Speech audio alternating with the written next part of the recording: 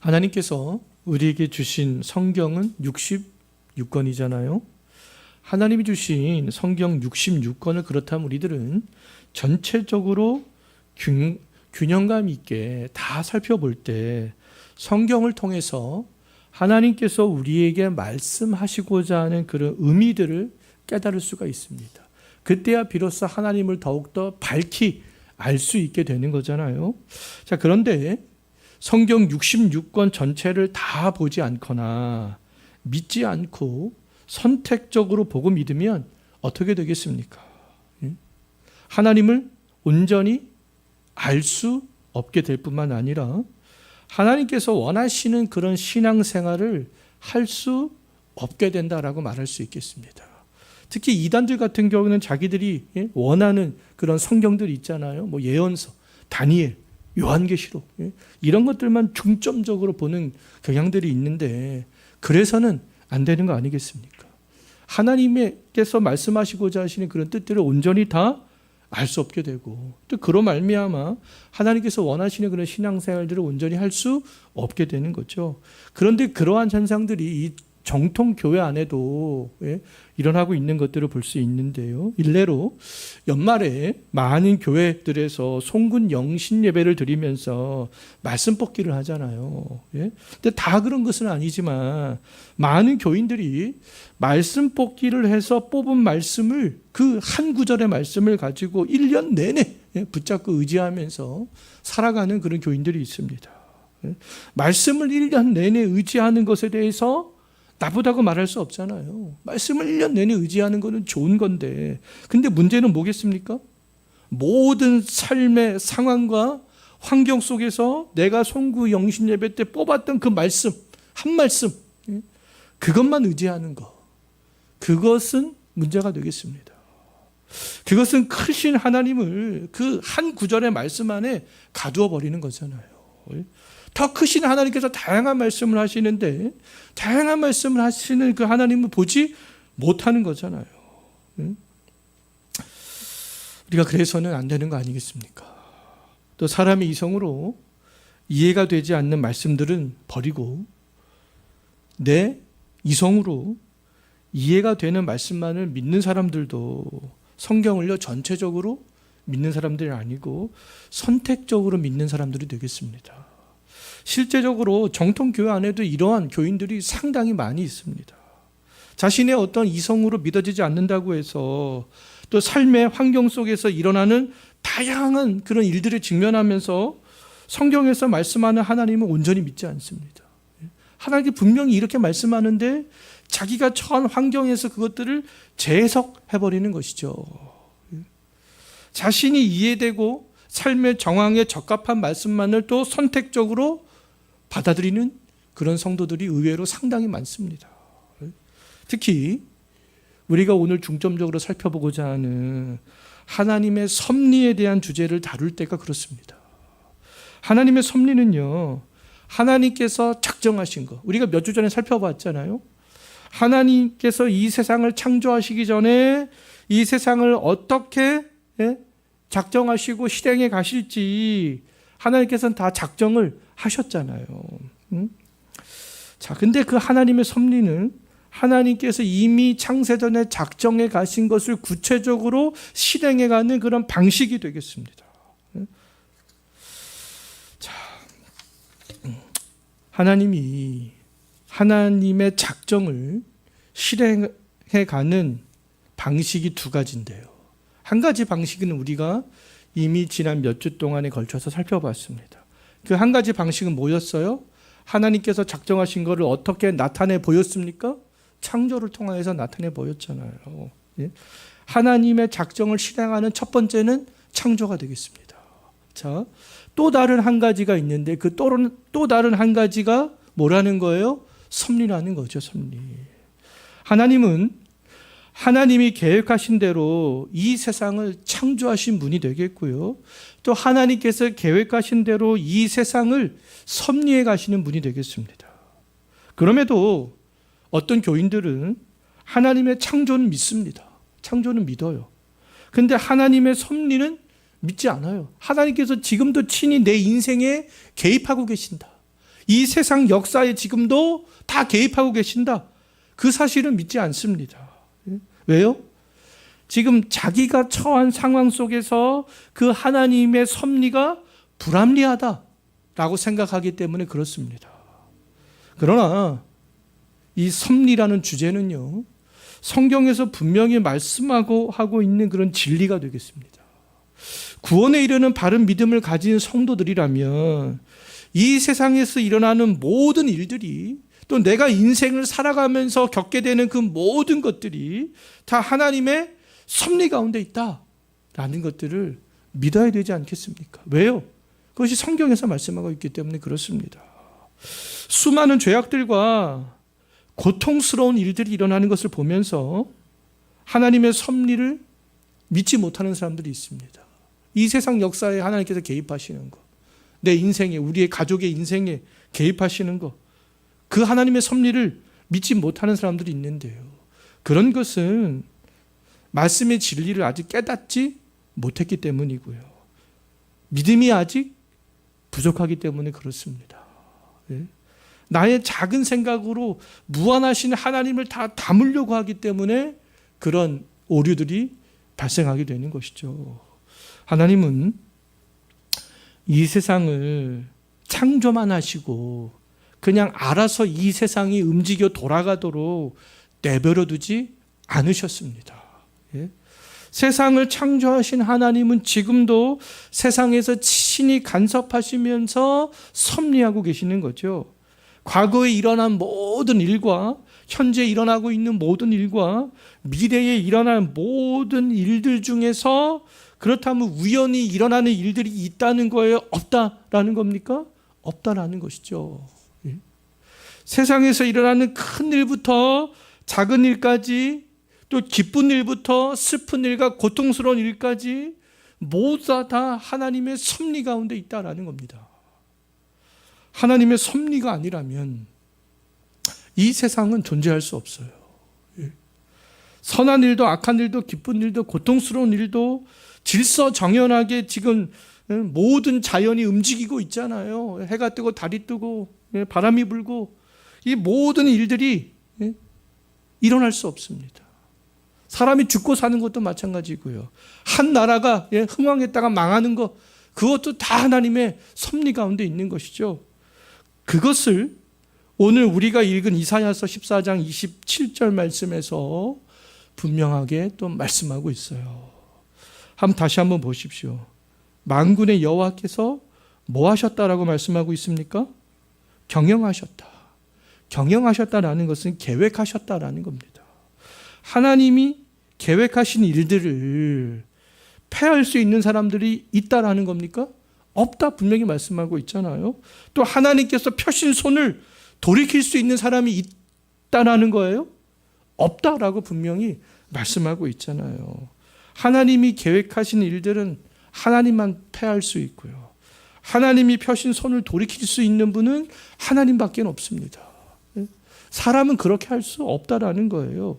자, 그렇다면 이사야 선지자가 어떤 상황에서 이 말씀을 했는지 우리는 좀 생각을 해볼 필요가 있습니다. 이사야 선지자는요, 아수르가 강력한 군사력을 가지고 북이스라엘을 이미 멸망시켰습니다. 멸망시킨 이후에 예루살렘까지 포위했을 때 이 말씀을 증언한 거예요. 강력한 아수르 군대는 승승장구하고 있었습니다. 그 어떤 군대도 아수르를 대항할 수 없었어요. 그 누구도 그 당시에 아수르 군대가 패배할 것에 대해서 예측할 수 있는 사람들은 아무도 없었습니다. 그러나 그 강력했던 아수르 군대를 향해서 하나님이 어떤 말씀을 하셨는지 25절 한번 보십시오. 어떤 말씀하셨습니까? 파괴하고 패배하여 이스라엘에게서 떠날 것이다. 분명히 또 말씀하셨잖아요. 이것이 지금 하나님의 계획이라는 거예요. 계획. 이 계획을 실행하기 위해서 장차 하나님께서 손을 펴신다라는 것이죠. 아수르가 지금은 북이스라엘을 멸망시키고 예루살렘을 포위하고 공격을 했을지라도 그럼 아수르의 패배는 기정사실이었던 거죠. 누구만 알 수 있어요? 하나님의 말씀을 믿는 사람들만 알 수 있습니다. 예. 하나님이 그렇게 계획하셨기 때문이고 아수르가 패배하는 것이 하나님의 섭리였기 때문에 그런 것이죠. 예. 이사야 10장 또 5절 말씀을 보게 되면 아수르는 불순종했던 이스라엘 백성을 위해서 하나님이 사용하신 진노의 막대기요 몽둥이다 이렇게 말하고 있습니다.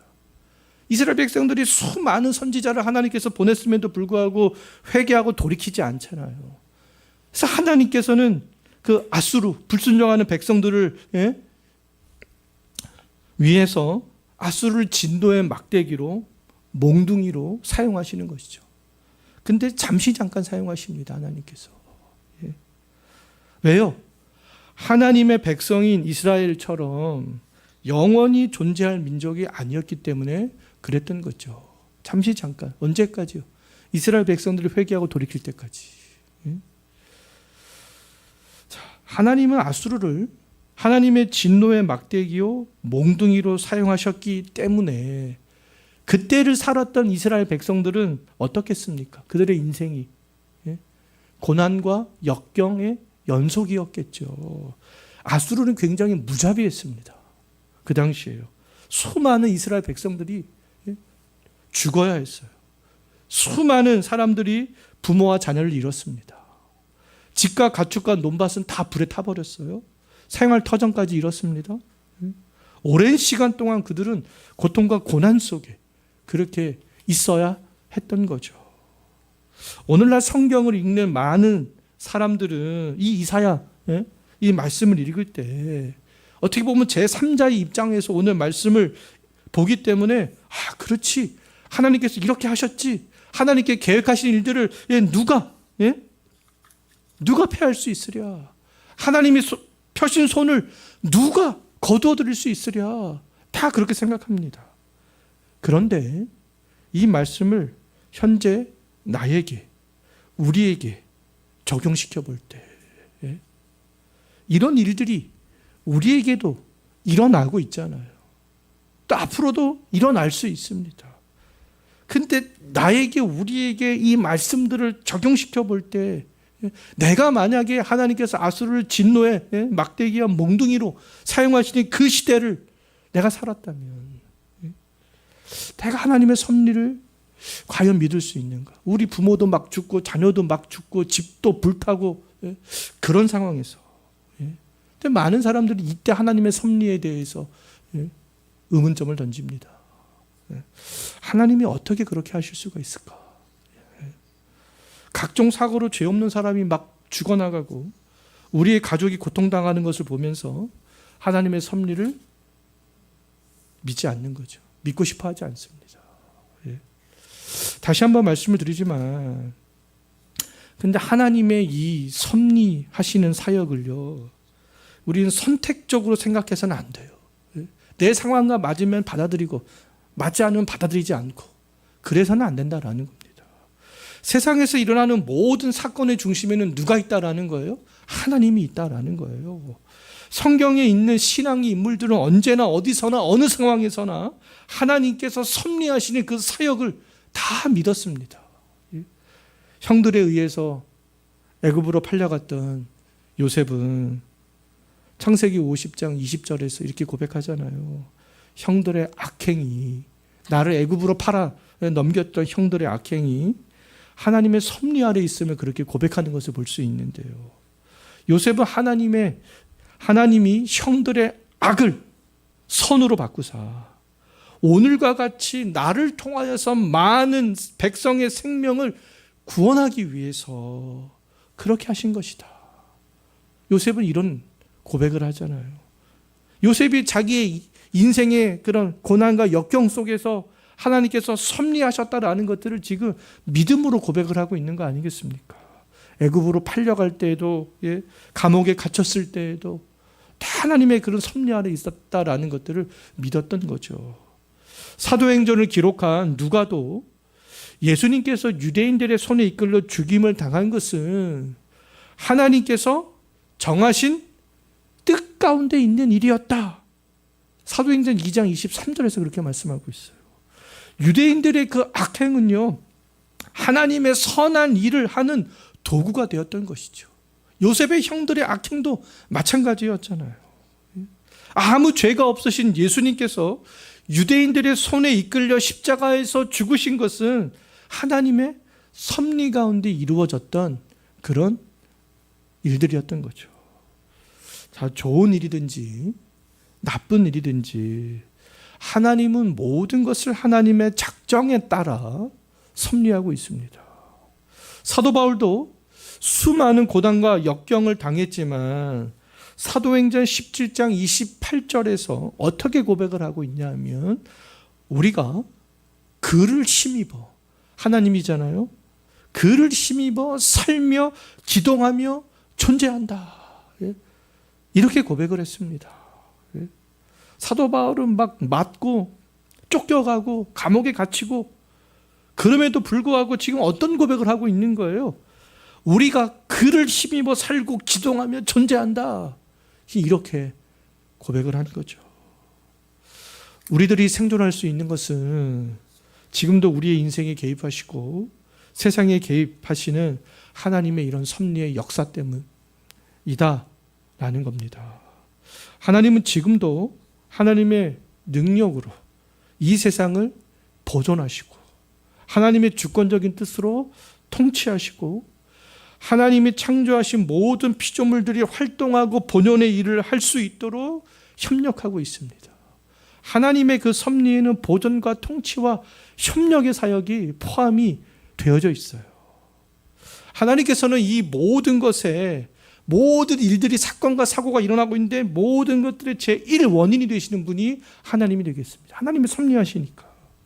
지금도 제2 원인이 되고 제3 원인이 되는 것은 제1 원인이 되시는 하나님의 섭리 때문에 다 일어나고 있는 것이다 라는 거죠.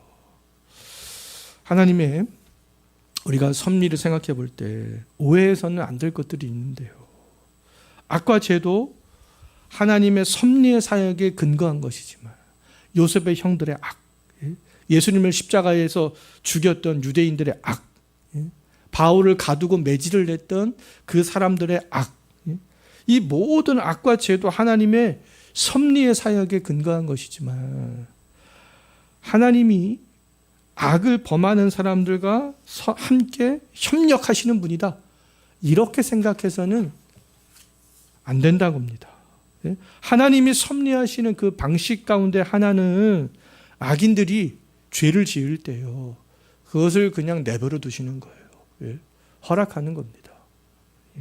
아수르가 이스라엘 백성들을 심판하는 하나님의 진노의 막대기와 몽둥이가 된 것은 하나님께서 허락하신 일이었잖아요. 그들이 그냥 이스라엘 백성들을 침범하도록 하나님께서 내버려 두셨던 거죠.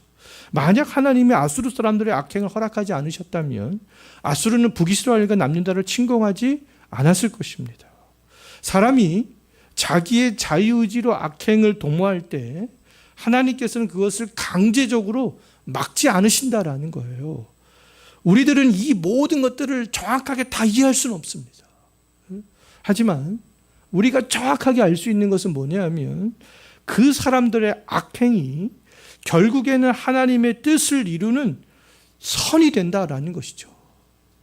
요셉 형들이 요셉에게 행한 악은 결국에는 대기근의 때에 이스라엘 백성들이 애굽에서 살 수 있는 방편이었어요. 그 고대 근동에 살았던 사람들이 다 살 수 있는 그런 방편이었고요. 또 애굽에서 큰 민족을 이루는 그런 방편이 되었습니다. 아브라함에게 약속하셨던 그 약속이 이루어지는 그런 방편이 되었던 거죠. 아수르의 악행은 불순종하는 이스라엘 백성들을 심판하는 도구가 되었잖아요. 또 예루살렘에 모여서 예수님을 죽인 유대인들의 악행은 결국에는 구약 내내 하나님께서 약속하신 약속, 그것들이 이루어지게 되는 선이 되었습니다. 하나님의 협력하시는 섭리는 인간의 선함이나 악함과 조화를 이루며 우리가 이루어지는 것들을 알 수 있어요. 현재 일어나고 있는 모든 현상들은 하나님이 그렇다면 최종 심판으로 가는 그런 다 원인의 역할들을 하고 있다는 것들을 우리는 알 수가 있습니다. 죄인들이 죄가 가득했을 때 하나님은 언제나 심판하셨잖아요. 죄가 간영했을 때 하나님께서는 노아를 통하여서 노아의 가족을 제외하고 다 홍수로 심판했습니다. 죄가 가득했을 때. 또 이스라엘 백성들의 죄가 가득했을 때 아수르를 통하여서 바벨론을 통하여서 하나님께서 심판하셨잖아요. 다 심판하셨습니다. 마찬가지로 하나님께서는 이 세상에 죄가 가득하게 찰 때 최후의 심판을 하시지 않겠습니까? 하나님이 악을 허용하시는 것은 하나님께서 섭리하시는 방법이 되겠고요. 하나님은 그 악인들의 악을 통해서 우리에게 최종적인 선이 되는 심판을 앞당기고 계시다라는 그런 사실입니다. 우리 그리스도인들이 분명한 이유 없이 고난을 당하는 것도 모두 다 하나님의 섭리 아래 있는 거죠. 우리의 고난은 결국에는 선이 될 것을 우리들은 믿어야 이 고난의 때에도 우리가 하나님을 바라보면서 인내할 수 있습니다. 우리가 살고 기동하며 존재하는 것은 다 하나님 때문이구나. 그러한 고백을 바울처럼 할 수 있게 되는 것이죠. 또 우리들이 고난을 당할 때 생각해야 될 것들이 있는데요. 첫 번째로 생각해야 될 것은 뭐냐면 내가 만약에 고난을 당할 때 불순종으로 인한 형벌은 아닌가. 우리가 이것은 생각을 해볼 필요가 있습니다. 이스라엘 백성들이 아수르와 바빌론을 통해서 고난을 당할 때 하나님께서는 그거를 생각하도록 했거든요. 근데 그들은 그걸 생각하지 않았습니다. 만약에 우리가 고난을 당할 때 하나님께서 우리에게 주는 이것이 형벌은 아닌지 먼저 생각을 해볼 필요는 있어요. 이스라엘 백성들은 하나님께서 그런 기회를 주었음에도 회개하지 않았기 때문에 바벨론 포로라는 그런 형벌을 내리셨잖아요. 하나님께서는 그 형벌을 가해야지만 그때야 비로소 그들이 누구를 바라봅니까? 그 고통의 때에 하나님을 바라보기 때문에 그렇게 하셨던 것이죠. 우리들도 마찬가지가 되겠습니다. 자, 이제 두 번째는요. 그렇다고 해서 모든 고난을 다 형벌 때문이다 라고 생각해서는 또 안 된다라는 겁니다. 내가 당하는 이 모든 고난이 나의 죄 때문이구나. 그렇게 생각해서도 안 돼요. 왜냐하면 히브리서 12장 11절 말씀을 보면 알 수 있는데요. 고난을 통해서 하나님께서는 우리의 믿음을 연단시키시기 때문에 그렇습니다. 우리의 믿음이 어떻게 더 연단되고 성장해 나갈 수 있겠어요. 만약에 부모가 되지 않으면 자녀를 양육하면서 그 믿음이 연단이 되겠습니까? 인내하고 사랑하고 그런 것들이요. 그런 것 될 수 없습니다. 그러한 고난을 통하여서 우리의 믿음을 하나님께서는 연단을 시키시는 거죠. 많은 일들이 있어야 경험을 해야 우리가 연단되기 때문에 그렇습니다. 그런데 하나님께서는 그 믿음을 연단시키기 위해서 우리를 고난에 직면하게 하시는 것이 아니라 하나님께서 궁극적으로 원하시는 것은요. 믿음의 연단을 받고 믿음이 강해진 사람들을 통하여서 원하시는 것이 있기 때문에 그렇습니다. 히브리서 11장 11절 말씀에서 하나님께서 원하시는 것은 많은 열매다. 이렇게 말씀하고 있어요. 믿음으로 연단된 사람들을 통하여서 하나님께서 많은 열매들이 거두어지기 때문에 그런 것이 아니겠어요. 아브라함과 요셉과 다윗과 베드로와 바울을 비롯한 많은 신앙의 선배들은 순탄한 인생을 살지 않았습니다. 고난의 삶을 살았어요. 역경도 당했습니다. 그런데 고난을 통해서 그들의 믿음은 어떻게 되었어요? 연단이 되어져 나갔던 것이죠. 그 연단된 만큼 하나님께서 원하시는 많은 열매들을 맺으며 살아갈 수가 있었습니다. 자, 하나님께서 우리를 구원하기 위해서 그리고 하나님이 시작하신 이 세상을 이제 마지막에 심판하기 위해서 지금도 섭리하고 있다라는 사실입니다. 현재 우리의 고난은 결국에는 선으로 바꿔지지 않겠어요. 고난 당할 때 그것을 바라보는 것이죠. 마지막 심판 때 하나님께서 잘했다, 충성된 종아, 그렇게 칭찬해 주시는 그런 날들을 바라보고 인내하는 거 아니겠습니까? 또 믿음의 연단을 위해서 받는 그 고난은 하나님께서 기뻐하는 수많은 열매를 맺을 수 있는 그런 도구가 되는 거 아니겠어요? 믿음이 성장해야 우리가 열매를 맺을 수 있는 거 아니겠습니까?